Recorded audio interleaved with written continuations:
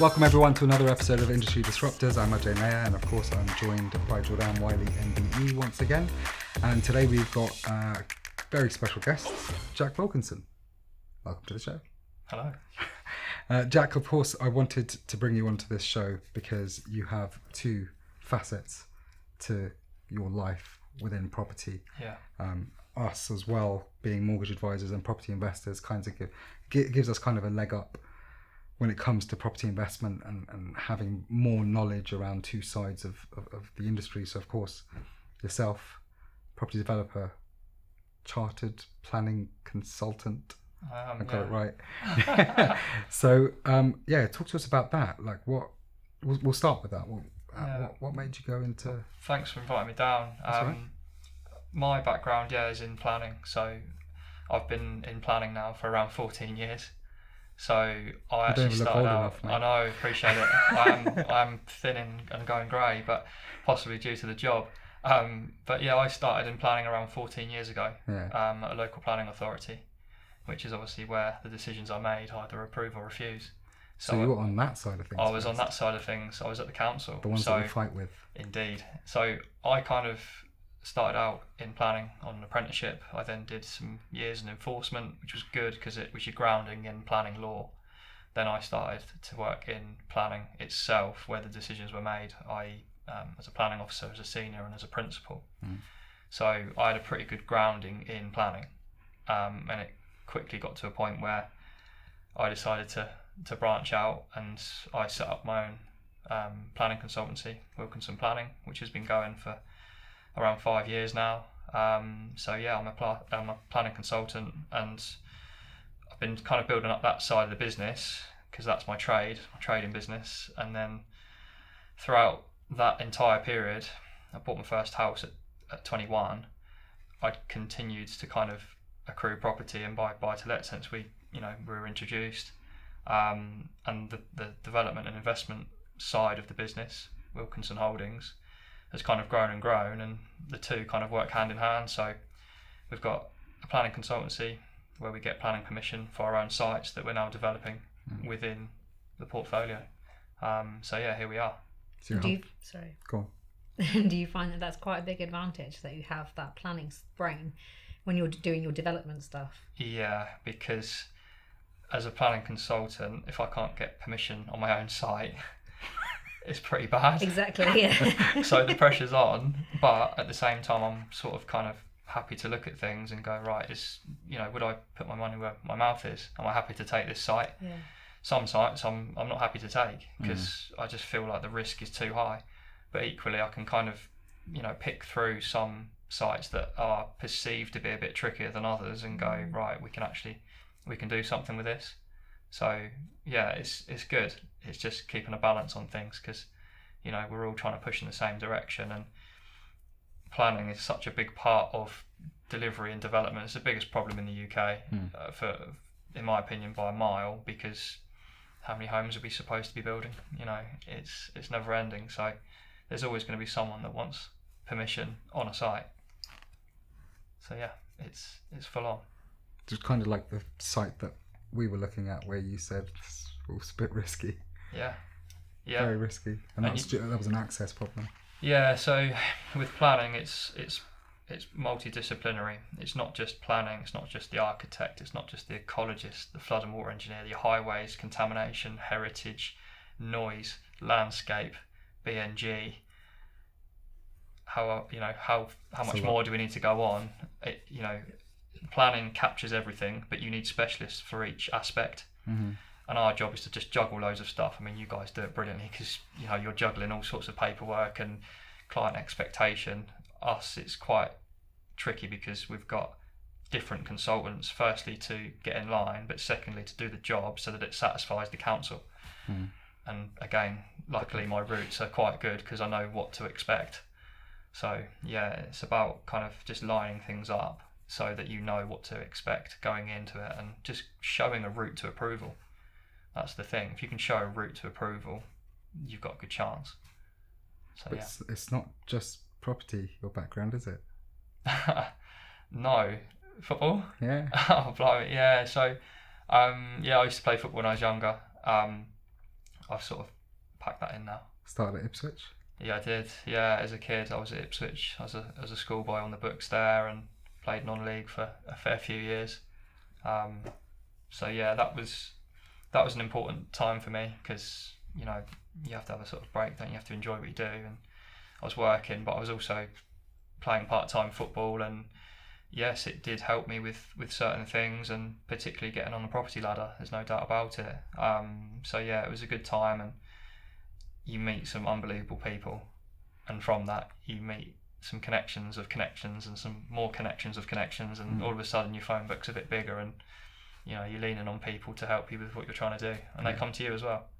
So it's still good. Quite close friends with some of the boys that you started with. Yeah. So there's some people that I know that are playing some very high level football, and equally there's some people that are playing in the lower leagues. So yeah, it's good, and you know, it's just strange how everybody takes their path, and you know how things kind of pan out. But yeah, football was great for me.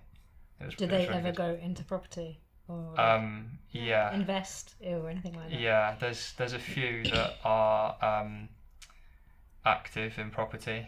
There's a few that will speak to me around, you know, what do you think of this site, either from a planning or just simply a property development and investment perspective. And yeah, property in the UK, I think, is still the main investment vehicle. You know, you can look at crypto or gold or whatever your poison is, but you know, people want property, and I think it's an assured investment as ever. You know, if we're hitting a period now that's going to be difficult, fine, but if you're able to do business in any market, you'll be good at what you do. You know, I think that's the most important thing. But yeah, there's a few connections that invest in property, definitely. Awesome, that's great stuff. I love hearing about the crossover between two sides of it.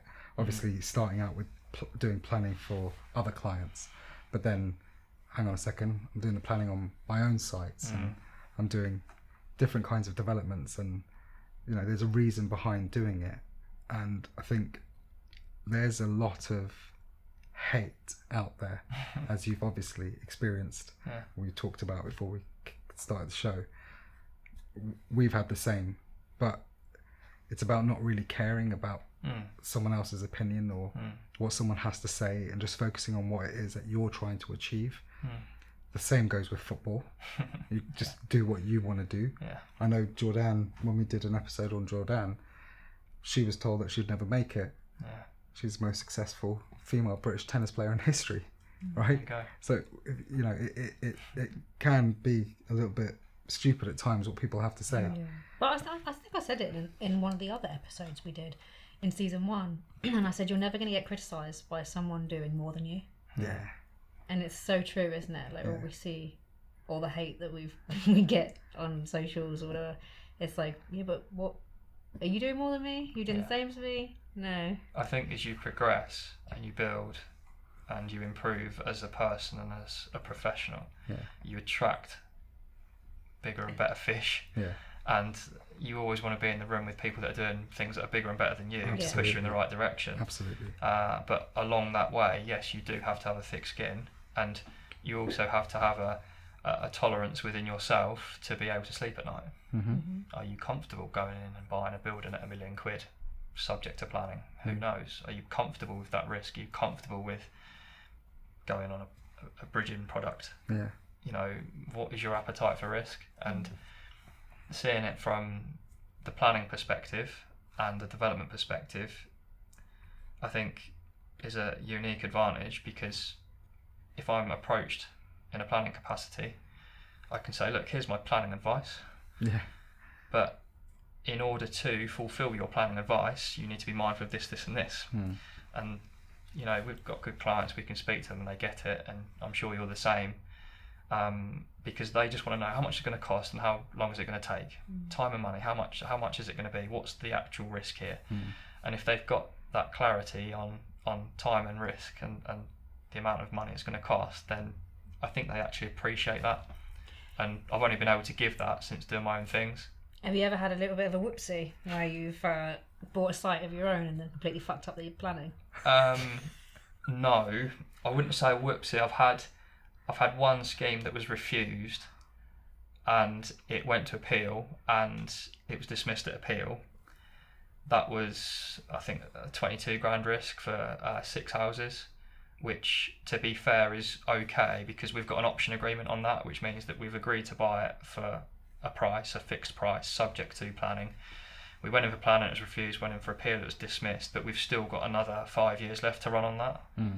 Now, that doesn't mean to say that the site is dead and buried, it just means to say that we've got another 5 years to go and get permission. So we might be in a position where it was good business to wait. We might be in a position where we sell the option for, say, 22,000, which is what we've spent on planning risk. Yeah. So there's always two sides to it.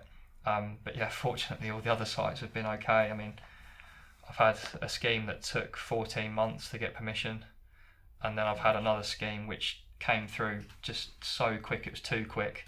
It came through in 7 weeks. Oh, wow. And that was too quick. I'd banked on it being about 3-4 months. So as soon as the permission came through, the vendor's gone, "Can I have my £250,000, please?"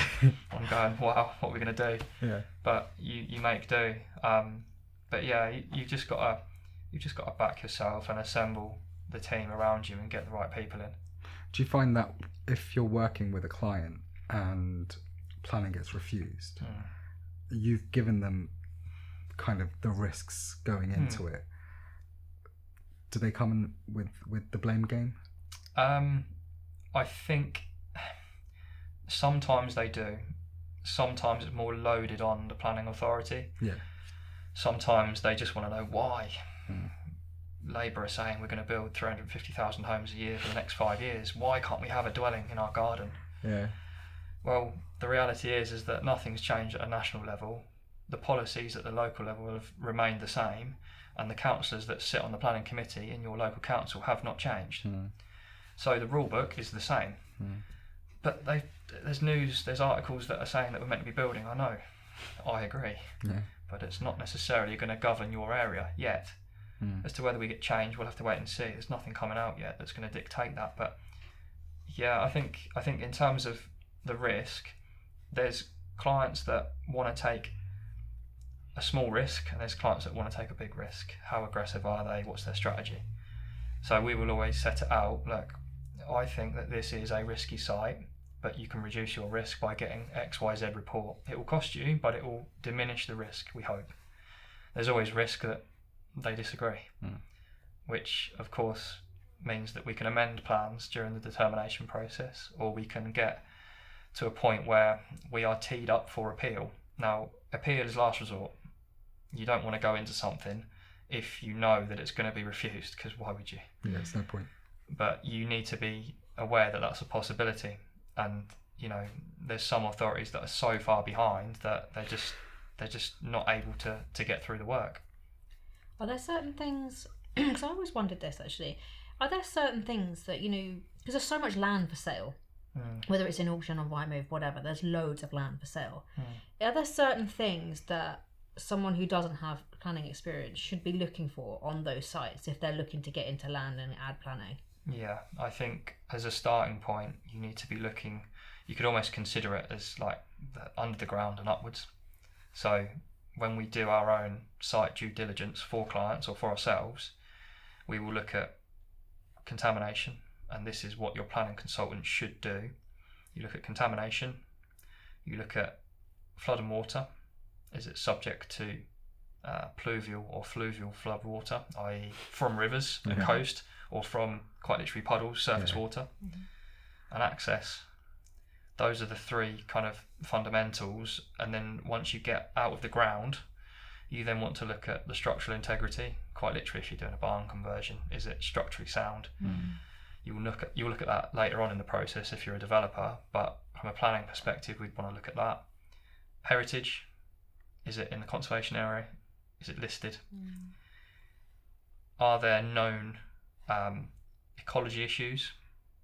So bats, newts, mice. Bats are a big one, man. That are associated with within the greenery of the area. I told you about. I've never seen a bat in the UK. I told you about the development on South Park Drive, just near there where he's building his own house.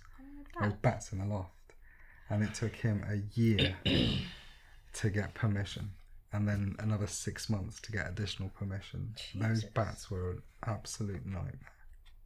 I thought we had a squirrel problem. And then 6 reasons to do due diligence, and you've got biodiversity net gain on top. Now, we may not delve into this today, but it is 6 or 7 items on a site that you need to consider from a pure planning perspective that are going to dictate whether it's going to cost you £5,000 or 50.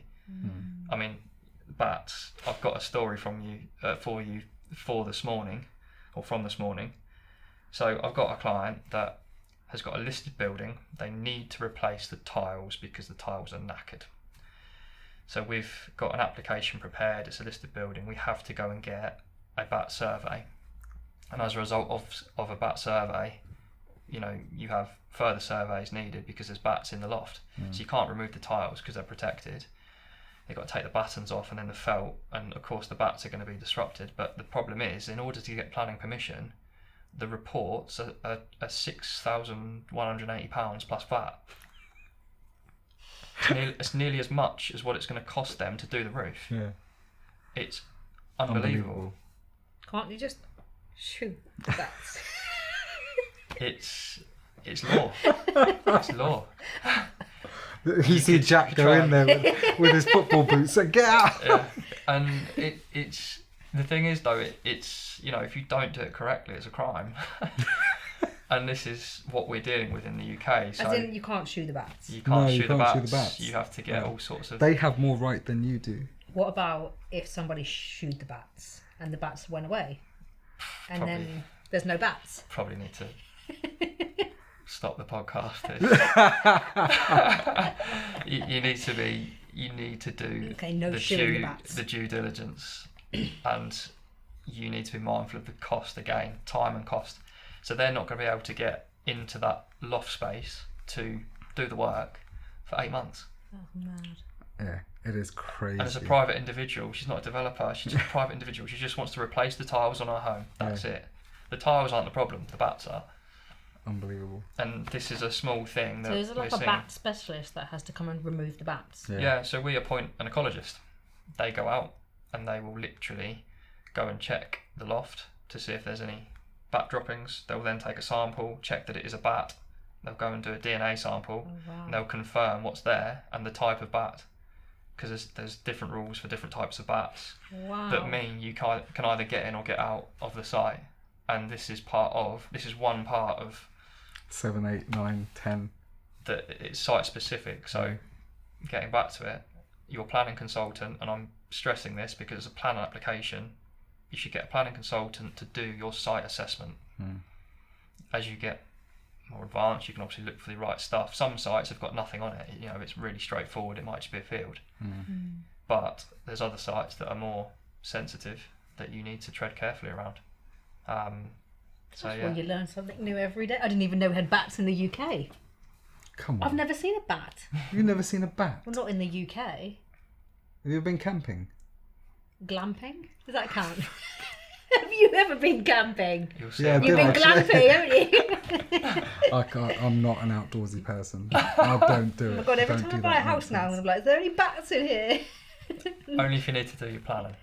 Yeah, only if you need planning. You can buy it with, they could just be chilling up there, just, creating their own disco party. You can't disturb the habitat. Yeah. Gosh. But it's just one thing that's involved.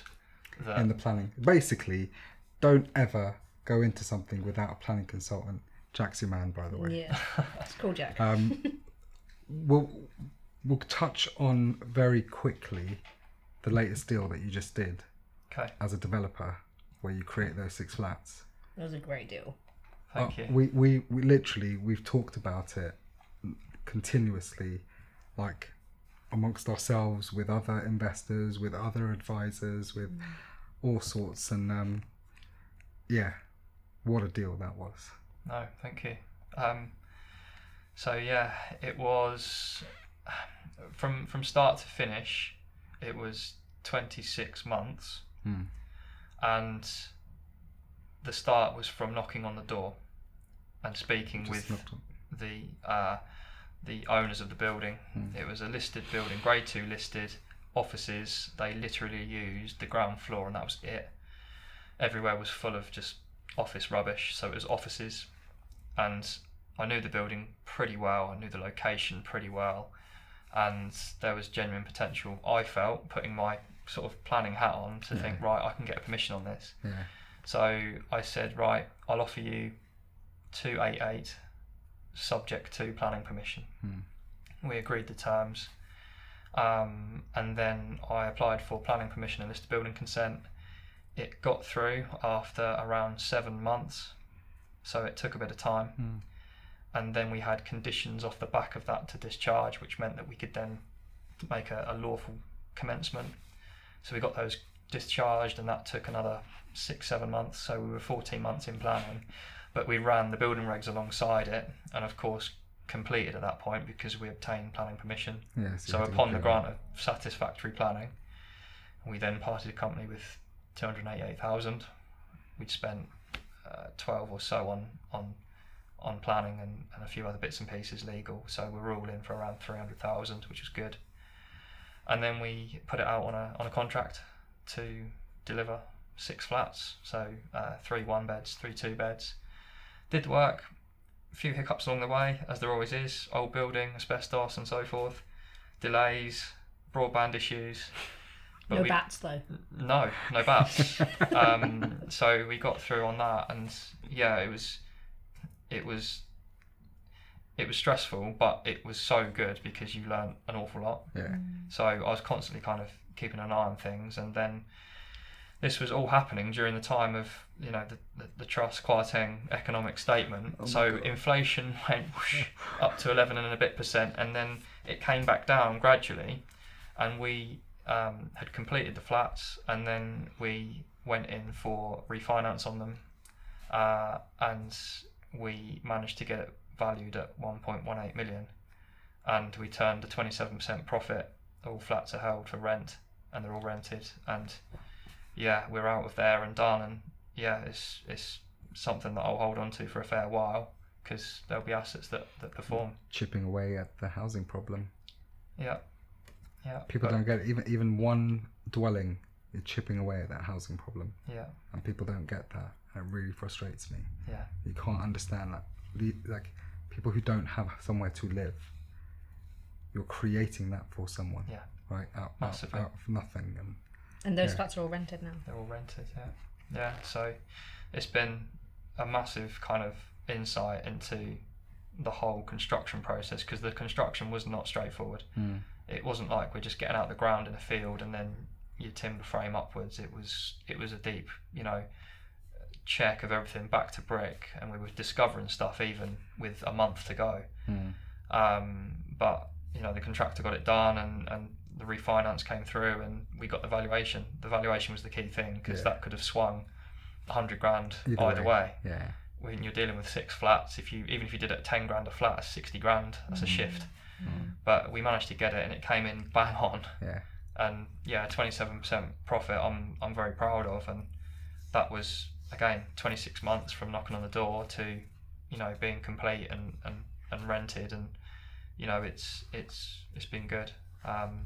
But again, you need to make sure that you understand the process, pre and post construction. Pre, get the planning, post, actual delivery, and coming to people like yourselves in order to get the finance in place. You know, because we couldn't have done it without you guys, and it's understanding the entirety. I know planning, but I don't necessarily know construction. Yeah. I like to think I know a bit more. Well, especially after this deal. But it's again knowing that entire process, and you lean on the professionals. Yeah. They're earning their money, so use them. So that's good. So what now? So you've got that's all rented. Are you looking at other sites? Yeah. Always looking at other sites. I'm always looking. I mean, I think I've got it to a point now where... Has it taken it out of you? Did you get exhausted by it? Or did you get more excited that I want to do more? I want more homes for people. I want to build more homes for people. I want to do more conversions. Well, firstly, I went and booked a holiday straight after. So It's a very stressful time. yeah. So flew out straight after, and like, right, let's just decompress for a bit. Yeah. So I think, you know, Where are you going? Going to Dubai. So have a bit of a break and just reflect and chill and reward yourself. Absolutely. But yeah, I do want to go again, and I think, you know, I've spoken with 𝗪𝗆 briefly. 𝗪𝗆 is an associate that is, you know, doing really well. He's a deal maker, and I've said that we're going to be pivoting a little bit. We're not necessarily going to be looking to get into every single deal and actually develop the site. I just want to get permission. Yeah, planning gain. So I'm going to pivot and just look at getting sites subject to planning, secure it, and then shift it out on an assignable contract, which means that we can basically get in and get out without owning it, get the planning, which is our bread and butter, that's what we do, make sure that we've got the structure in place with the vendor so that we can sell it, and it's a hands-off experience. We haven't got to go and discover asbestos and discover bats. No bats. You know. Or newts. Did you say newts? Newts, yeah. Are there any other animals I need to be aware of? Yeah, there's all sorts. So I'm guessing newts aren't in the house. no, they'll be outside in watercourses. This is fascinating. And It's trust fascinating to me with the no, bats trust and the me, newts. it's not. It's It's not. It's not. no, it's not. But like, I didn't It's- realise that actually. It's just an important factor, again, that your planning consultant should make you aware of. Because if you are buying something from auction and it's near a 𝗲𝗂𝗃 or whatever it may be, Yeah, it's something that you wouldn't automatically think about. You might think about subsidence or... that might not be in the auction pack. That Yeah. might not be in the particulars. Your planning consultant should highlight that in the same way that your legal representative should advise you of certain deeds or covenants that might come into play. Again, you've got to assemble the people in the same way that you'll advise on, oh, there's a few pitfalls with this particular bridging product, do you want to try this one, or this mortgage lend, or whatever it may be. It's exactly the same.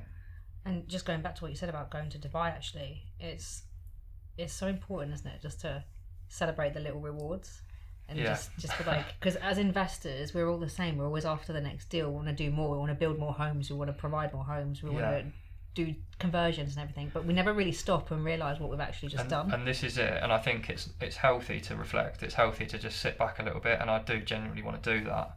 You know, I'm at a point now where I feel fairly comfortable with the portfolio. I'm feeling fairly comfortable with the planning business. They kind of work in tandem. I mean, we're sat on option agreements at the minute that are potentially all subject to planning for 6 houses, what I spoke about earlier. We've got a scheme for 14, which is potentially all affordable. We've got all affordable housing. Yeah. Massive, that. And if we get it right, it could be really good because we can hand that to an affordable housing provider and they can take it on. We've got another site for 22, and there's another bigger site which is in East Anglia that is for 45 with 5 commercial. Okay. And they're all Sounds like a subject little to planning, and a couple of like 1 and 2 unit sites. So all on options. Oh yeah, and another one for 8 flats, which are all on option agreements that we can choose to strike when it's hot. We can choose to sit back and wait because we've got time. And is that you knocking on the door? That's a combination of knocking on the door, sites that have been brought to us by land agents, and to be fair, just people knowing what I'm up to. Yeah. And they tend to get confidence because at the end of the day, whoever it is, if you sign a subject to planning deal with a vendor, they need to know that you're actually going to go and get permission. Otherwise they're not going to get paid. So they have to have trust in you as a buyer that you're going to go and get permission, because if you don't, they will not see a penny. If not, it'll be in a worse estate. So I think because they know that I'm a planning consultant, again, I'd like to think I can get permission on my own site. They just have credibility. It gives me a bit of weight in order to go into the site and get permission. Sometimes that backfires because they go, oh well, why can't we do this? Why can't we just employ you to do that? So, you know, we have a way of working things, and that's the route. Awesome. Wonderful. Yeah. Well, I appreciate you coming down, mate. I've got one final question for you. Go on. I'm going to throw you in on it. Throw you in at the deep end. Please. We've been working together for 3 years. Why? because you need people around you, and that is a position that I take in every single sense, that are at the cutting edge of their industry. And for me, you are at the cutting edge with what you guys provide as a firm, and I need people that are going to pick up the phone at 9:30 at night if I need to get something I've done. done a few times. And property is not a 9-to-5 job, that's for sure. It's equally comforting to know that you are doing developments yourselves as well. And it's, for me, the two fundamental things. You're on the pulse, and you are also doing developments, and that's something that I value as a customer, because you're able to put yourselves in my shoes, whilst also giving professional advice.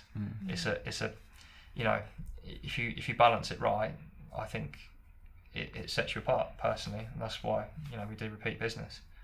I'm sure you won't mind me saying there's other practices that are able to get on the same product at different lenders and banks, but there's a reason why I use, because it's executed in a certain way. It's the same for any other reason. If you're using legal, architect, planner, whoever it is, just use the best that you can afford. And I use Awesome. Thank you.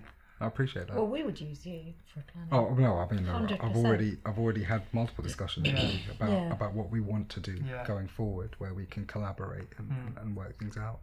But there's a lot of my clients that need your help as well. So it's absolutely fine. Quite a few people I've sent your details to. But thanks, mate. I really appreciate it. You're welcome. Thanks, and thank you everyone else for joining us on Industry Disruptors.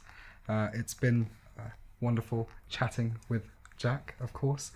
Please do feel free to leave your comments in the sections below. Subscribe, notifications, all the rest of it. Your engagement is our ability to reach the masses, where we're trying to help and educate as many people as we possibly can on whether it be mortgages or property investment, property development, planning. So there's a lot that goes with it. So please do leave your comments, and if there's anything that you would like to see, or any discussions that you would like to see, or any topics you want us to discuss, please do let us know.